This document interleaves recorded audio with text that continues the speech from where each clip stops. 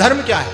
फिर मैं अपनी बात पर आना चाहता हूं। आजकल समाज में धर्म के नाम पर बहुत बड़ा पाखंड चल रहा है। कान खोल कर ये बात को सुनिएगा आप लोग। लोगों ने ऊपर से पैकिंग धर्म की हुई है, अंदर अपना माल भर करके लोग बेच रहे हैं। ऐसी ऐसी मान्यताएं समाज में धर्म के नाम पर प्रचलित हो चुकी हैं, जिन मान्यताओं का धर्म से कोई भी लेना देना नहीं है। बिल्कुल स्पष्ट बोल रहा हूं मैं इस बात को। हमने उन चीजों को धर्म माना हुआ है। अब धर्म क्या है? मैंने कहा कि धर्म कुछ दिखावे का नाम नहीं है। हमारे ऋषि लोगों ने धर्म का लक्षण, अच्छा देखो एक और मैं आपको बहुत गहरी बात बता रहा हूं। पुराने लोग बहुत धार्मिक थे, तो जो पुराने लोग धार्मिक थे वो किसी मंदिर में कोई तीर्थ यात्रा पर नहीं जाया करते थे। बात समझ में आ रही है आप लोगों के? वो कोई कावड़ लेने नहीं जाया करते थे, वो कोई जगराते नहीं किया करते थे। धर्म क्या है? धर्म का मतलब ईमानदारी, धर्म का मतलब मानवता। जो व्यक्ति धार्मिक होगा उसके जीवन में चोरी नहीं होगी, वो छल प्रपंच नहीं कर सकता, वो कभी किसी के साथ में दुर्व्यवहार नहीं कर सकता, वो व्यक्ति झूठ नहीं बोल सकता। आपके धार्मिकता का प्रमाण पत्र ये है, ये बाहर का आवरण धार्मिकता का प्रमाण पत्र नहीं है, बल्कि धार्मिकता का प्रमाण पत्र ये है कि आपके अंदर धैर्य कितना है, आपके अंदर सत्य कितना है, आपके अंदर ईमानदारी कितनी है, आप जितेंद्रिय कितने हैं। ये सारे के सारे गुण आपके जीवन में हैं तो आप धार्मिक हैं। सनातन यही कहता है। सनातन कोई बाहर के आडंबरों को धर्म नहीं कहता। पुराने लोगों के जीवन में ये सारी चीजें थी, उनके अंदर धैर्य था। और धर्म का लक्षण पहला क्या है? धर्म का लक्षण, प्रथम लक्षण धैर्य ही बताया शास्त्रकारों ने। अब आप ये देखो कि आप धैर्यवान कितने हैं। अगर आपके जीवन में धैर्य है तो आप निश्चित मानिए कि आप धर्मात्मा हो, आपके जीवन के अंदर सत्य है। पुराने लोगों को देखो, वो कभी जीवन में झूठ नहीं बोला करते थे। कितनी भी हानि हो जाए, रघुकुल रीत सदा चल आई, प्राण जाए पर वचन न जाई। ये हमारे पूर्वजों की कथनी हुआ करती थी। कुछ भी हो जाए लेकिन वो सत्य को नहीं छोड़ते थे, वो अपने धर्म पर अड़िग रहते थे। यही तो धार्मिकता और क्या है। उनके जीवन में धैर्य की पराकाष्ठा होती थी। कोई कुछ भी कह जाए एकदम रिएक्शन नहीं किया करते थे, बल्कि धैर्य पूर्वक उनकी बात को सुनते थे। और फिर अगर किसी ने गलत भी बोल दिया है तो फिर उसको पी जाया करते थे, रिएक्शन नहीं देते थे, क्योंकि धर्म का पहला लक्षण है धैर्य। आप धर्मात्मा बनना चाहते हो तो तिलक लगाने से धर्मात्मा की कोई पहचान नहीं है, हाथ में कलावा बांधना धर्मात्मा की कोई पहचान नहीं है। आपके जीवन में धैर्य कितना है ये आप अपना अपना आकलन स्वयं कर सकते हो। आपके जीवन में ईमानदारी कितनी है ये आपको स्वयं पता है। आप सत्य कितना बोलते हैं ये आपको स्वयं पता है। धृति क्षमा दमोस्तयम शौचम इंद्रिय निग्रह धीर विद्या सत्यम क्रोधो दशकम धर्म लक्षणम।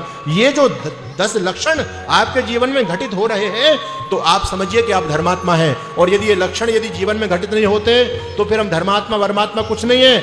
आप ऊपर से चाहे हिंदुत्व का चोगा ओढ़ करके घूमिए, चाहे अपने आप को सनातनी बोलिए, लेकिन जब आप सनातन परंपरा को फॉलो नहीं करते तो आप सनातनी कैसे हो सकते हैं। तो धर्म का पहला लक्षण है बच्चों धैर्य। धैर्य, कभी भी जीवन में धैर्य मत खो देना। आप लोग विद्यार्थी लोग हैं और विद्यार्थी के लिए तो सबसे पहली चीज धैर्य है। आप अपने गृहस्थ को ठीक से चलाना चाहते हैं तो आपके जीवन में धैर्य का आभूषण होना चाहिए। अगर आपके घर में धैर्य नहीं है तो आप यदि एकदम रिएक्शन कर देते हैं तो आपका ना गृहस्थ चलेगा, ना समाज चल सकता, ना आप विद्यार्थी होने के नाते ना विद्या अर्जित कर सकते। यहां तो कहा कि शनै विद्या, विद्या शनै शनै आती है। तो ये सारी चीजें हैं, ये धार्मिकता का प्रमाण है। एक कहानी मैं आपको सुनाता हूं, आपको बात समझ में आएगी। बच्चे मेरी बात को ध्यान से सुने। देखो धर्म क्या है, ये धर्म का मैं आपको चिन्ह बता रहा हूं। पहली बात की धैर्य है। जीवन में धैर्य को धारण करो, कभी भी उतावले मत बन जाओ। किसी ने कुछ बोल दिया एकदम रिएक्शन नहीं होना चाहिए, उसकी बात को पचाना, आपका डाइजेशन सिस्टम ठीक होना चाहिए, एकदम रिएक्शन नहीं होना चाहिए। एक थी बहन, उसका हुआ विवाह। बात को ध्यान से सुनिएगा। अब मैं बता रहा हूं कि धार्मिकता की पहचान क्या है। एक बहन थी, उसका विवाह हुआ। कुछ साल तक गृहस्थ जीवन बहुत सुखपूर्वक चला। एक बच्चे ने भी जन्म लिया, वो मां बन गई। कुछ समय के बाद में उसके पति का देहावसान हो गया, विधवा हो गई। अब आप सोचिए कोई स्त्री विधवा हो जाए तो उसके जीवन में कितने कष्ट आते हैं, क्योंकि स्त्री का सर्वस्व उसका पति ही तो होता है। लेकिन उसको कष्ट तो बहुत बड़ा हुआ, लेकिन उसने धैर्य धारण किया। कोई बात नहीं, मेरा कोई ऐसा कोई कर्म रहा होगा जिसके चलते मुझे वैधव्य का दुख झेलना पड़ा है। धीरे धीरे करके उसने अपना मन अपने बेटे में लगाया, अपने पति को भुलाना शुरू कर दिया। और कहती है धीरे धीरे मेरा बेटा बड़ा हो जाएगा तो बेटे के सहारे मेरा जीवन यापन अच्छा होता चला जाएगा, कोई बात नहीं है। वो अपने बेटे के लालन पालन में लग गई। अब हुआ क्या, धीरे धीरे बेटा भी बड़ा हो रहा था। एक बार उनके रिश्तेदारी में कोई शादी विवाह का फंक्शन था, उसमें सभी लोग जाते हैं तो वो भी चली गई। जब गई तो शादी विवाह में बहुत सारी महिलाएं एकत्रित होती हैं। किसी महिला का सोने की कोई चीज चोरी हो गई, किसी का आभूषण चोरी हो गया। जब आभूषण चोरी हुआ तो लोग ये कहने लगे भाई किसने लिया है, किसने लिया है, किसने लिया है, चर्चाएं चलने लगी। अब विवाह में बहुत सारी महिलाएं थी, एक ये भी गई थी जो विधवा थी। इत्तेफाक से क्या हुआ कि सभी का शक इस विधवा बहन की तरफ घूम गया, शक की सुई इसी की तरफ घूम गई और सब कहने लगे कि इसी ने चोरी किया है, इसी ने चोरी किया है। वो कहती है मैंने चोरी नहीं की, लेकिन लोग कहते नहीं इसी ने चोरी किया, इसी ने चोरी किया। सब उसके पीछे पड़ गए। उसने अपनी सफाई दी कि भाई मैं आपको क्या और प्रमाण दे सकता हूं, मैंने चोरी नहीं की है। लोगों ने उस पर लांछन लगाए चोरी के, लेकिन विचलित नहीं हुई, धैर्यपूर्वक उत्तर दिया, सबके लांछनों का सामना किया। कोई बात नहीं, विवाह हो गया, लोग वापस अपने अपने घरों पर आ गए। गांव में पंचायत हुई, उस विधवा महिला को बुलाया गया, गांव के पंच एकत्रित हुए। सभी पंचों ने कहा बेटी तू विधवा हो गई, कोई बात नहीं, हमारी तो बेटी के समान है। बहू है तो क्या हुआ, बेटी है। अगर बेटी तेरे से कोई गलती हो गई है तो उसको स्वीकार क्यों नहीं कर लेती? तुझे कोई दंड नहीं देंगे हम सभी पंच लोग इस बात को कह रहे हैं, पूरा गांव इस बात को कह रहा है कि तुझे कोई दंड नहीं दिया जाएगा, बस तू अपनी भूल को स्वीकार तो कर ले एक बार। उस पंचायत में वो बहन खड़ी हुई, उसकी गोदी में उसका छोटा सा बच्चा था। उसने कहा देखो चोरी हुई थी, उस चोरी का इल्जाम मेरे ऊपर लगाया गया, मैंने चोरी नहीं की, इसकी पुष्टि के लिए बहुत सारी बातें कही, बहुत सारे प्रमाण दे दिए, लेकिन आप लोग मेरी सफाई से संतुष्ट नहीं हुए, आप लोगों ने फिर भी पंचायत जोड़ ली। अब मेरे पास में है, मेरे पुत्र से बड़ी कोई दौलत मेरे पास में नहीं है, इससे बड़ा मैं और क्या आपको प्रमाण दूंगी। वो खड़ी होती है और उसके गोदी में उसका बेटा था, और वो एक बात कहती है पंचायत के अंदर, वो कहती है कि अगर मैंने चोरी की है, आपको मेरे पर विश्वास नहीं है ना, आप मेरे पर लांछन लगा रहे हैं, अगर मैंने चोरी की है तो मैं आज ये शपथ खाती हूं, ये कसम खाती हूं कि अगर मैंने चोरी की है तो ये मेरी गोदी में जो मेरा एकमात्र बेटा है, हे भगवान अगर मैंने चोरी की है तो मेरा बेटा कल का उगता हुआ सूरज भी नहीं देख पाए, आज रात में ही मर जाए। अब इससे बड़ी और क्या चीज हो सकती है? सभी पंचों के मुंह पर ताले लग गए, सभी शांत हो गए, पंचायत समाप्त हो गई। वो भी अपने घर पर चली गई। सभी लोगों ने कहा कि अब इससे कह क्या सकते हैं, बेटा ही तो था और बेटे से बड़ी कोई चीज नहीं हो सकती, इसने अपने बेटे की कसम खा दी, अब इससे कुछ नहीं कह सकते हम। उसका बेटा भी भला चंगा था, बिल्कुल स्वस्थ था, बेटा भला चंगा था, बढ़िया खा पी करके सोया। रात को अचानक क्या हुआ, बच्चे की तबीयत बिगड़ी और उसका बेटा मर गया। जब उसका बेटा मरा तो गांव में एकदम खबर फैल गई, अरे अरे यही पापनी है, यही चोर है, इसने पाप किया है, अपने पति को खा गई और आज झूठ बोल करके अपने बेटे को भी समाप्त कर दिया, ये तो हत्यारी है। लोगों ने बहुत सारे लांछन लगाए माताओं बहनों उस पर, वो सबको पीती रही, सबको सहती रही, उसने कोई प्रतिक्रिया नहीं की। लोगों के मन में जो आया सबने वही बोला, लेकिन उसने कोई प्रतिक्रिया नहीं की। धीरे धीरे समय बीतता चला गया, समय बीतता चला गया और लगभग 4-5 साल के बाद में वो रहस्य खुल गया। वो जो माल किसी का चोरी हुआ था वो किसी दूसरी महिला के पास में प्राप्त हो गया। जब किसी दूसरी महिला के पास में वो चीज मिल गई तो लोगों को बड़ा आश्चर्य हुआ, अरे चोर तो वो थी और हमने उसको चोरी का इल्जाम लगा दिया और उसको पता नहीं कितने कितने लांछन लगाए, उसके साथ दुर्व्यवहार किया, उसका बेटा भी मर गया। हमने संवेदना व्यक्त नहीं की बल्कि हमने उसको दुत्कारा, उसको फटकारा। आज लोग उसके पैर को छूने के लिए आते हैं, कहते हैं वास्तव में तुम देवी हो, हमसे बहुत बड़ा पाप हुआ। मेरी माताओं, वो बहन कहती है कि तुमसे कोई पाप नहीं हुआ है, अगर मेरी जगह तुम होते तो तुम भी तो यही करते।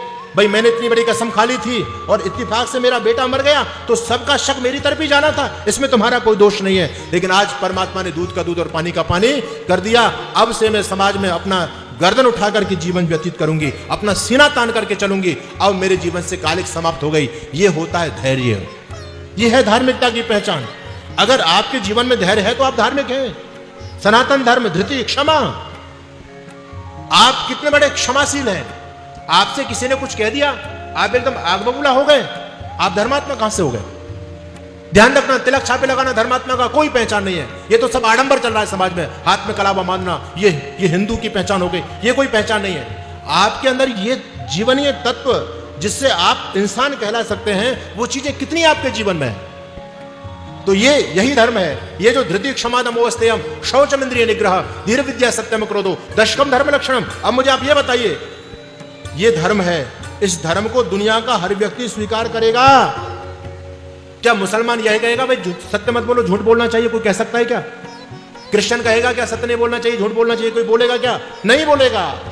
संयम का पालन करना चाहिए। हिंदू हो वो भी कहेगा कि हाँ जी संयम रखना चाहिए, मुसलमान हो वो भी कहेगा कि संयम रखना चाहिए, क्रिश्चियन होगा वो भी कहेगा कि संयम रखना चाहिए। धैर्य जीवन में होना चाहिए, उतावलापन जीवन में नहीं होना चाहिए। मुसलमान भी इस बात को स्वीकार करेगा, क्रिश्चियन भी इस बात को स्वीकार करेगा, हिंदू जैन और बौद्ध भी इस बात को स्वीकार करेंगे। ये धर्म है। गोल टोपी लगा लेना जरूरी नहीं है कि दूसरे लोग इस बात को स्वीकार कर लें। उनकी जो अपनी मान्यताएं हैं, जो कुरान में लिखा है या बाइबल में लिखा है, जरूरी नहीं कि उस बात को स्वीकार कर लें। आपके पुराणों में जो गपोड़े भरे पड़े हैं, उन गपोड़ों को वो लोग स्वीकार नहीं करते। बोले ये क्या सनातन धर्म है, ये तो बेकार की बात है सारी की सारी। धर्म वो है जिसको दुनिया का हर व्यक्ति स्वीकार करेगा, कोई नकार नहीं सकता। बोलो सत्य को कोई नकार सकता है क्या? कोई नहीं नकार सकता। धैर्य को कोई नकार सकता है क्या? ये सनातन धर्म की विशेषता है। सनातन धर्म सार्वभौमिक है, सनातन धर्म सार्वकालिक है। जो उस समय धर्म के मापदंड थे आज भी वही मापदंड है, एक भी मापदंड में कोई फर्क नहीं कर सकता। यह सनातन धर्म की विशेषता है। अमेरिका वालों को भी हमारे धर्म की आवश्यकता है, यूरोप के अंदर भी उस धर्म की आवश्यकता है, और यहां पर भी इन्हीं जीवन नियमों की आवश्यकता है। तो मेरा निवेदन आप लोगों से यह है कि धर्म दुनिया का एक ही होता है।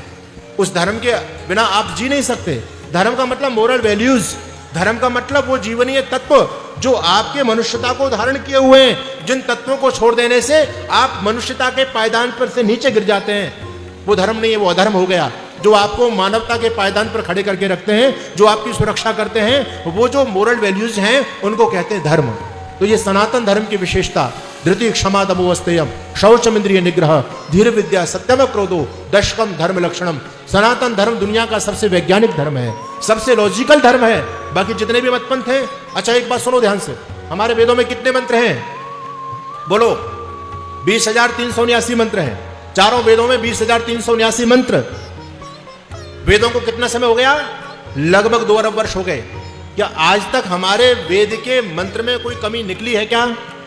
क्या आज तक दुनिया के विद्वान लोगों ने यह प्रश्न चिन्ह पैदा कर दिया वेदों पर कि भाई ये वेद की ऋचा गलत है, इसको हटाओ, ये एक्सपायर हो गई, इसको हटा दो, बेकार की बात है इसमें? क्या आज तक कोई वेदों पर प्रश्न चिन्ह लगा पाया? लेकिन कुरान पर जब कुरान लिखी गई तो कुरान में कितनी आयतें होती थी? 17,000। कितनी थी? 17,000। आज कितनी बची है? आज 6,666 आयतें बची हुई हैं बस। 17,000 आयतें होती थी, आज केवल 6,666 बची हैं। इतनी सारी आयतें गायब। किसने की? उन लोगों ने खुद ने की हैं। आज भी सुप्रीम कोर्ट में लोगों ने याचिका दायर की हुई है कि इसमें बहुत सारी आयतें ऐसी हैं जो आतंकवाद को फैलाने वाली हैं, जो अनलॉजिकल है। इन आयतों को यदि नहीं हटाया गया तो धरती से मानवता समाप्त हो जाएगी। तो ये धर्म नहीं हो सकता, इनमें कमियां हैं। बाइबल का पुराना एडिशन पढ़ो, आज का एडिशन पढ़ो, जमीन आसमान का फर्क, चैप्टर की चैप्टर गायब हो गए। लेकिन वेद की एक ऋचा कम नहीं हुई। दुनिया का कोई विद्वान वेद की एक ऋचा में कमी नहीं निकाल पाया। यह सनातन धर्म की विशेषता है। धर्म वही है जो लॉजिकल हो, जो साइंटिफिक हो, जो तार्किक हो, वो धर्म की विशेषता है। दुनिया का सबसे साप्रथमा संस्कृति विश्ववारा, दुनिया की सबसे तार्किक, सबसे लॉजिकल हमारी संस्कृति है, हमारा धर्म है। इस बात पर हमको फक्र होना चाहिए, गर्व होना चाहिए। और ये बात हमको महर्षि स्वामी दयानंद जी महाराज ने बताई। धर्म के नाम पर लोगों ने धंधे खोले हुए थे, लोगों ने पंचमकार को भी धर्म माना हुआ था, मुद्रा, मांस, मैथुन आदि आदि जो दुनिया के निकृष्टतम कर्म हैं, उन लोगों को, उन कर्मों को भी लोगों ने धर्म की कोटि में मान लिया था। ऋषि दयानंद जी महाराज ने आकर के झाड़ू लगाई और धर्म से गंदगी को दूर किया, सनातन धर्म का सही स्वरूप हमारे सामने स्थापित किया। और सनातन धर्म को समझने के लिए हम सनातनी लोगों के पास में यदि सबसे कोई अच्छी पुस्तक है तो उस पुस्तक का नाम है सत्यार्थ प्रकाश। आप सनातन धर्म को जानना चाहते हैं तो सत्यार्थ प्रकाश पढ़िए, तभी आप सनातन धर्म को जान पाएंगे। तो आप सनातनी बने, आर्य बने, अपने जीवन को श्रेष्ठ बनाएं। आप सभी का बहुत बहुत धन्यवाद। ओम शम।